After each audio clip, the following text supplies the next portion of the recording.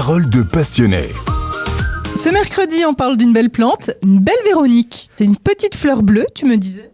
Oui, alors l'as-tu remarqué, elle commence à orner les pelouses. Ce nom, on le doit à un chanoine et c'est en référence à Sainte Véronique. Alors Sainte Véronique est la sainte qui aurait recueilli un linge portant les traits du Christ et aurait grâce à ce linge guéri un empereur romain de la lèpre. On ne parle pas de cette sainte dans la Bible, mais pour ceux qui connaissent un petit peu les églises, le 6e chemin de croix fait toujours référence à elle, où on voit une femme qui tend un linge au Christ pendant sa passion pour qu'il puisse s'essuyer son visage.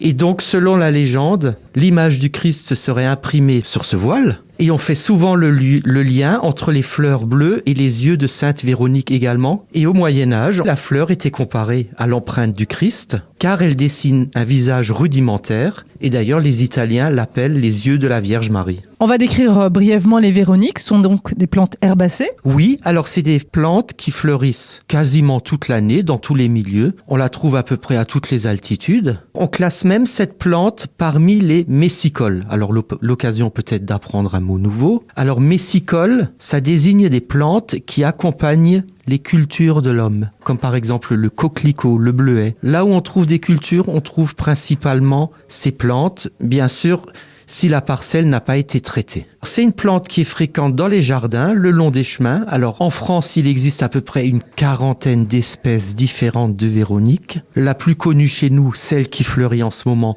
c'est la Véronique de Perse. Alors pourquoi de Perse ? Parce qu'elle est d'origine orientale, elle est arrivée dans nos jardins au 19e siècle. Tu as quelques anecdotes à nous partager sur cette fleur ? Oui, alors lorsque les pères pèlerins ont mis les voiles pour l'Amérique en 1620, donc tout le monde connaît le Mayflower, mais il avait un navire jumeau qui s'appelait justement Véronique. Alors en nom anglais, Speedwell. C'est le nom anglais de la Véronique. Et ce navire a été saboté par son équipage et forcé de retourner en Angleterre. Et donc il n'y a que le Mayflower qui est arrivé là-bas. Une tradition veut également que la Véronique de Perse aide à prédire l'arrivée de la pluie. En cas de beau temps, ses fleurs sont ouvertes, mais elles restent closes au matin lorsque de la pluie est prévue. Merci Gilles pour cette petite balade et cette découverte de la Véronique. Merci, vous retrouvez cette chronique sur notre site radiomélodie.com et Gilles, je te dis à la semaine prochaine. Avec plaisir.